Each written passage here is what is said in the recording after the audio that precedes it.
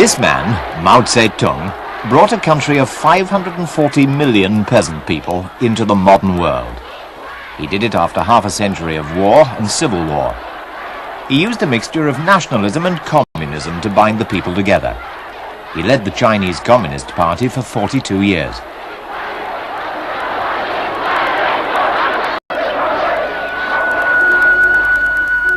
Mao was 7 years old when the 20th century began. His father was a peasant who owned land round this farm. Because Mao was clever, his father wanted him to keep the farm accounts. But Mao had other ideas. The peasant boy from the provinces watched as the rule of the Empress Dowager in Peking gave way to chaos.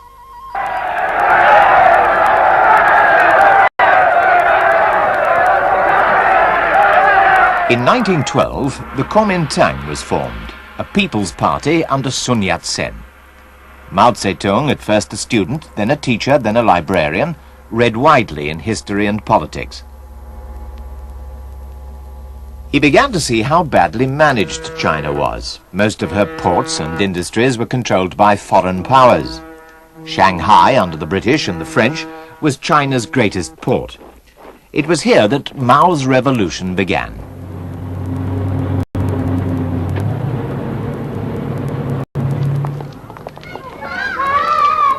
In 1921, oddly enough in a girls' school, the founders of the Chinese Communist Party met for the first time. Mao was among them. They agreed to join forces with the Kuomintang. Many parts of the country were dominated by local warlords. The Kuomintang army, now backed by communists, marched against them. Mao later went to the province of Jiangxi to organize a peasant army.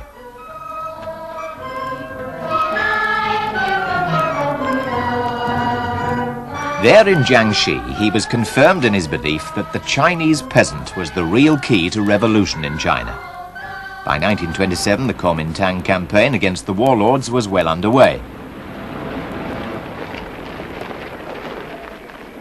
But jealousy of the communists within the Kuomintang led to a purge, and this spelt disaster for the communists. In a kind of night of the long knives in Shanghai, communist leaders were killed. Luckily, Mao was out of Shanghai. Some communists escaped to their few remaining strongholds, like Jiangxi. I introduce to the audience the President of the National Government. The new leader of the Kuomintang was Chiang Kai-shek. Long live free people's principle. Long live the revolutionary spirit of the nationalist China. Chiang hated communism. He ordered his troops to surround the communist bases. They slowly tightened the noose in a series of extermination campaigns.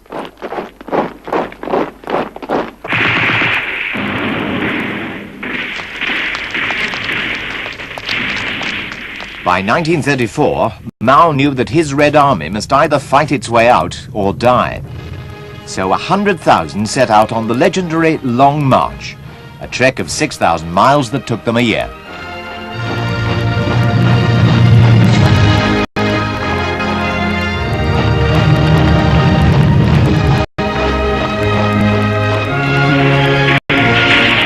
Kuomintang forces harassed the marchers. During the Long March, at a town called Sunyi, Mao was elected chairman of the Chinese Communist Party. Then, to avoid the Kuomintang, the communist armies split up. Mao led one army himself.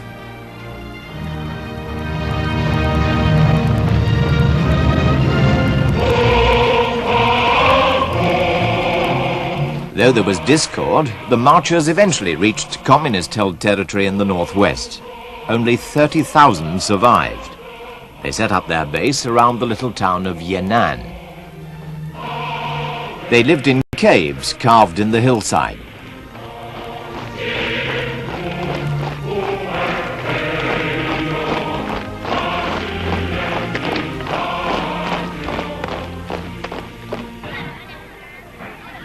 A young American journalist, Edgar Snow, managed to reach Mao in Yan'an. When he began to talk to me about his plans for the future of China and the revolution, at first it sounded fantastic because he had only this tiny little area and a small band with him, but the way in which he presented his program and his ideas was so logical and so convincing that he, in the end, had me believing that he was truly an exceptional person. Edgar Snow also filmed Mao's army.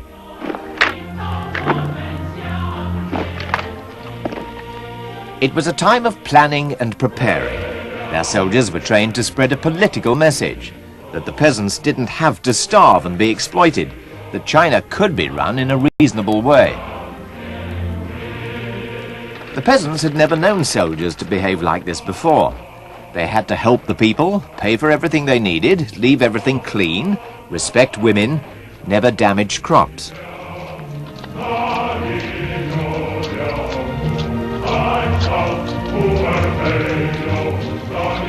In 1937, Japan began all-out war on China. Now Chiang Kai-shek and the communists were faced with a common enemy.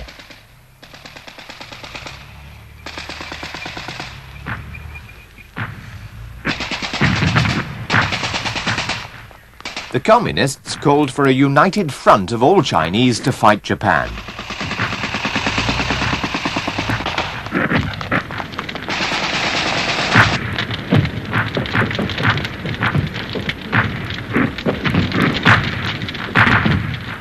The Americans and British who supported the Kuomintang called on Chiang Kai-shek to accept the surrender of the Japanese in 1945. The Americans made some attempt to bring the communists into a coalition Chinese government. But it all came to nothing. Civil war followed.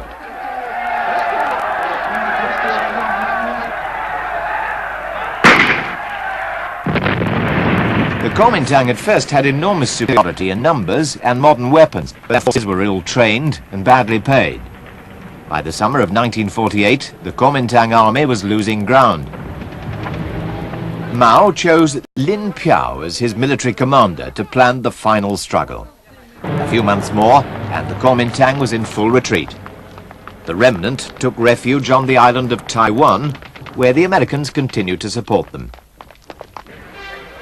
Mao Zedong was approaching the moment for which he'd planned and fought for more than 20 years.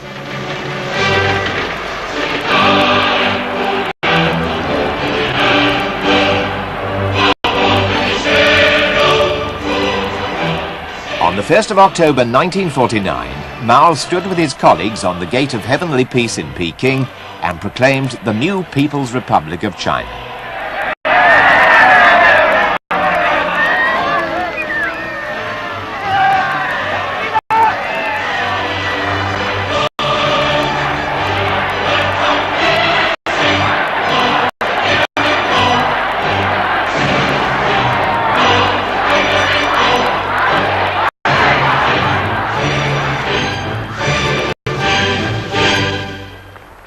The problems were daunting.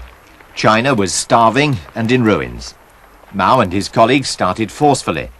Big landlords, especially those who dealt harshly with the peasants, were condemned by so-called people's courts. Many were killed. The deeds of ownership to their land were burnt. Their possessions were shared out.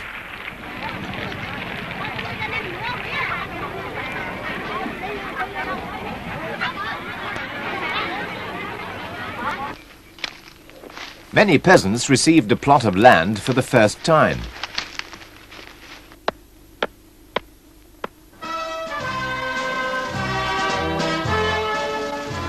In Moscow, Stalin met Mao for the first time and offered him aid.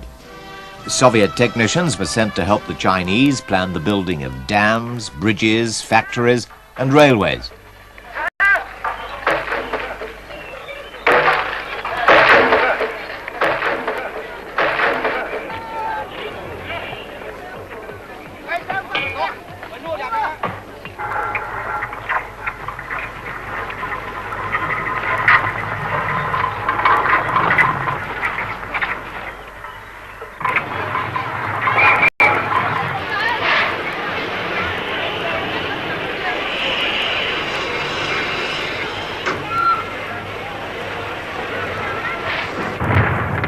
The Korean War in 1950 brought China into conflict with the United Nations.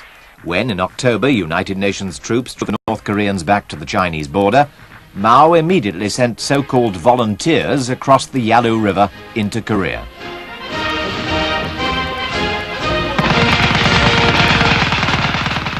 At first, the Communist Chinese forces won great success against the United Nations. Inside China, the war sparked off a campaign against all foreigners.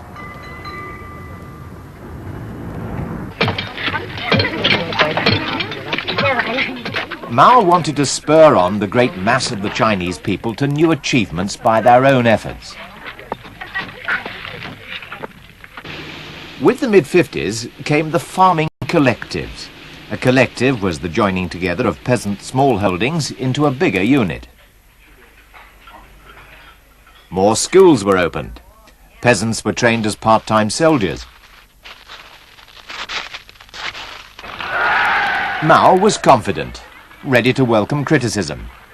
In 1957, with the slogan, "Let 100 flowers bloom," he called on intellectuals to say what they thought about the government. But the campaign got out of hand. Mao found himself and the Communist Party openly under attack. The 100 Flowers campaign was over. In 1958 came the Great Leap Forward, an all-out effort to bring China abreast of the Western industrialized world.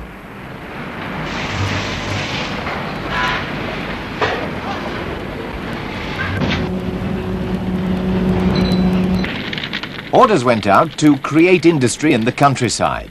All over China, peasants tried to produce steel in their own backyard furnaces.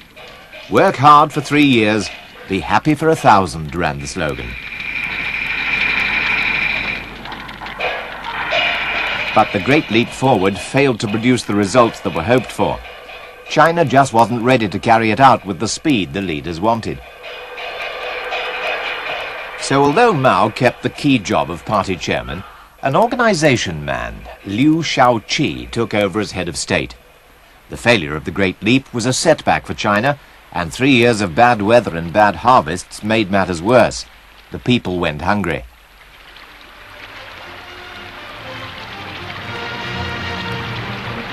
Though there was hardship, a system of rationing prevented widespread starvation.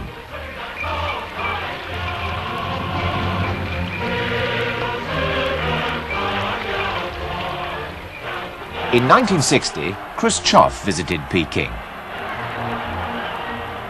Behind the smiles, distrust and suspicion were growing between China and the Soviet Union.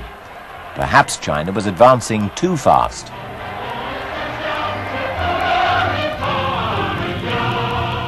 Russia broke a promise to help with a nuclear bomb. The split widened. The Russians recalled all their technicians and set back important schemes of industrial advance for years. Yet in 1963, without Russian help, China detonated her first nuclear weapon.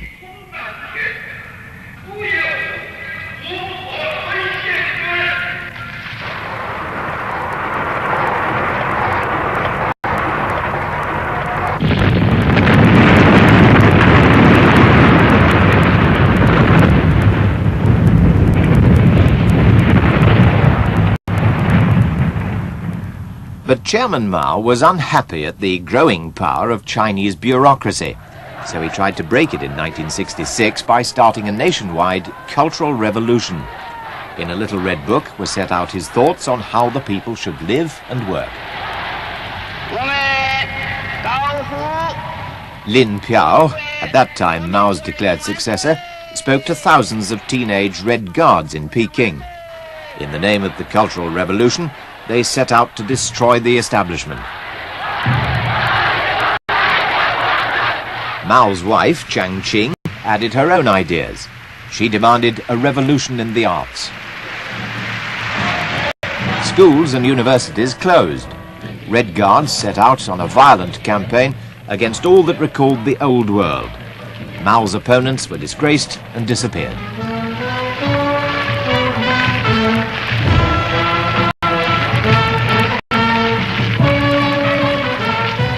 But events got out of hand. There was only one thing to be done. The army was called in to restore order. So for years, the army took over in factories, communes and colleges. 10月26号，工人解放军毛泽东思想宣传队进驻我们学校以后。 When all the chaos of the Cultural Revolution had died away, Mao sought to rally the country.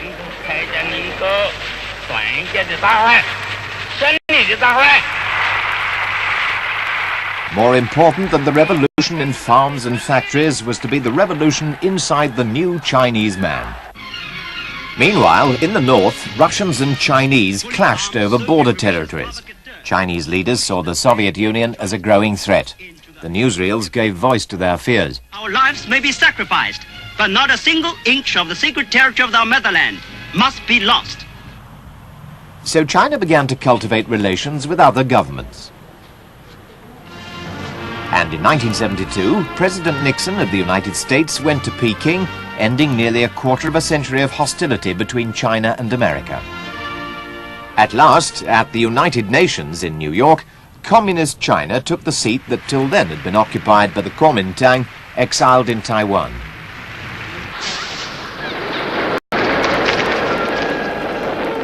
By now, Mao was well into his 70s. He was ill, but along with others like Zhou Enlai, he'd seen the revolution through, and he wanted it to go on.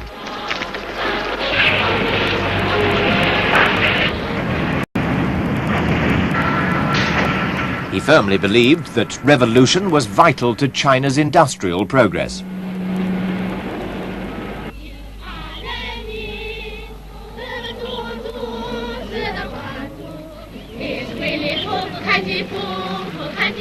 The commune, some with 60,000 people, had already replaced the farming collectives.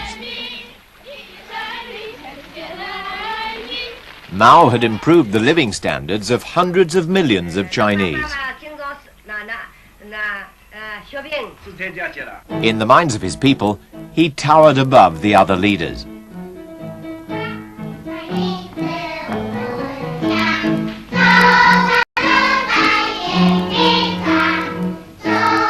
The thoughts of Chairman Mao were the subject of children's songs. His political writings were quoted to support whatever policy or line the government decided to follow. Mao was still the great revered leader when he died in September 1976. Those like his widow who used Mao's words to push extreme policies were soon replaced. The leadership of the world's largest nation felt a Hua Ku Feng. Yet it was a nation still dominated by the memory of Mao Zedong.